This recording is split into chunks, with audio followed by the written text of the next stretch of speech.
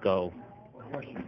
On the topic of Mazacoin, what do you think, as a councilwoman, about the idea of, first off, this kind of technology here in the Black Hills, and what would you say to inviting more technology like this, especially with blockchain technology, getting businesses to relocate to the area and make the Black Hills home? That was actually a multifaceted question. I don't know a lot about Bitcoin or Mazacoin or anything like that. I think the last time we brought it to council, there was a big a dive in that, and it looked like it was just going to bottom out everywhere, and so we kind of stopped even thinking about it. You showed me some trends today. We've had some significant growth. Yes, but I think it's probably going to be a harder sell in a community like this. It's going to take some advocacy. I don't know enough about it to tell you what to do, but as far as diversification, I think eventually things are going to go in directions that we may not be knowledgeable in or comfortable now. It's just going to be, like I said, a matter of advocacy, coming with a clear message and something worth following, because I know one of the questions people ask a lot is how this backs.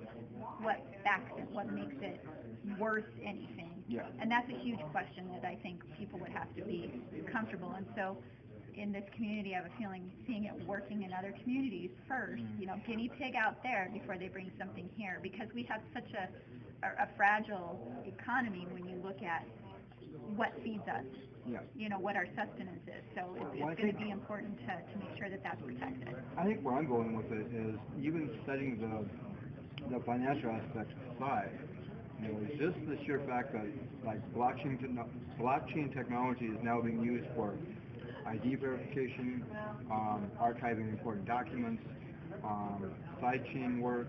There's so much more that this could be built on.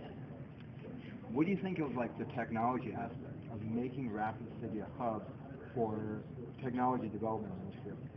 What I will say is that I would absolutely be ecstatic about industry diversification here in Rapid City. I will say that. And obviously technology would probably be a great portion of that.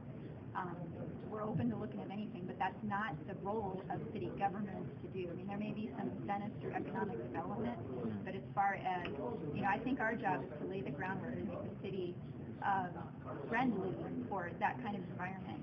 And part of that is the media. Part of it's what you guys are doing. When people see contention and ridiculousness, and they're not going to want to start a business here, let alone relocate a business here. So there's a lot of things that the government can do in keeping things friendly, but it's going to take a group effort to make this community something where a company like this would want to come in. Exactly, I agree with you 100%, and that's why I'm really advocating. That's why if we can send from the city level the message of, hey, we are open to this technology. We welcome any company to come out to the Black Hills, set up shop, and show us what you have. We're going to be a lot more curious. I think that we could definitely be the Silicon Valley of the Midwest. Absolutely.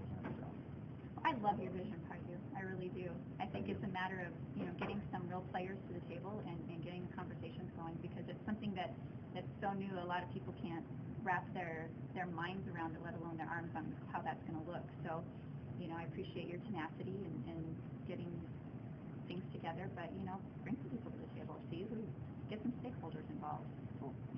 All right. Appreciate it. Thank you much. I'll leave you off. Have a good night. Tell your husband I said hello. I will do.